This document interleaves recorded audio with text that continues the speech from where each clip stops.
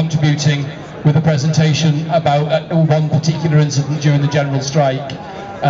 Tomorrow is the centenary of the start of the general strike. This weekend is a weekend celebrating not just our May Day history, but also 100 years since the working class in this country came together in a way that hasn't really been repeated since. With the commercial over, apart from a reminder, do come to the Irish Centre and bring cash. I will now ask Alwyn from Newcastle Climate Action to make a contribution as well, please. Come on, Alwyn, thank you. Thank you very much.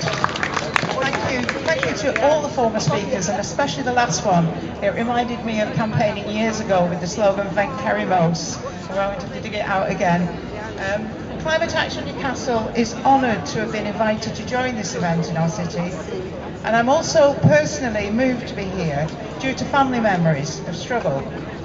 Today we have a moment to recognise the bravery and hardship involved for those who try to right wrongs and take on powerful vested interests.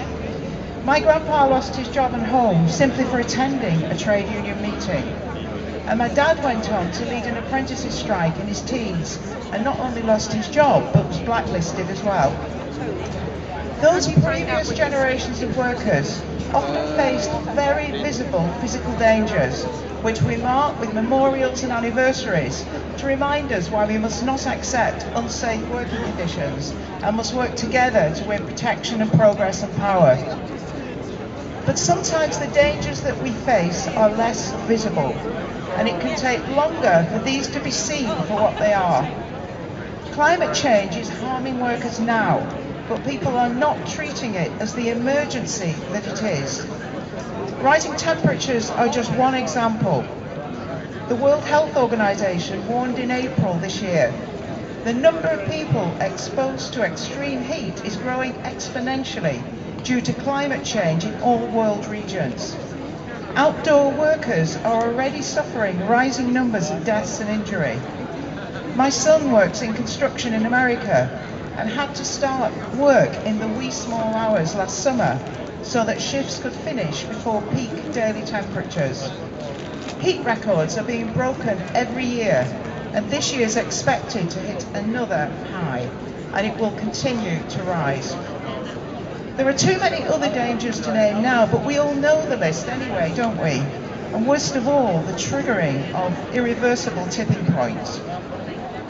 But the good news is that we do have many solutions now, including in our area here. And here's a few examples. A new pension bill became law this week, and it requires investment by funds in local jobs and local infrastructure. Tyne and Wear Pension Fund currently invests millions in fossil fuels, but many people don't realise that it's using our council taxes and the contributions from pay of 180,000 members in this area. The TUC is part of a coalition with local divestment campaigners to switch our money from fossil fuels to local infrastructure and jobs. So the money's there. So let's all push Tyne and Wear Pension Fund to make that change happen now. Thank you. And there are inspiring examples of how disused mines can provide low-cost, clean energy locally. Gateshead Energy, just across the river, is the best in the UK, with an inspiring example of supplying 5,000 homes, plus the Baltic Gateshead.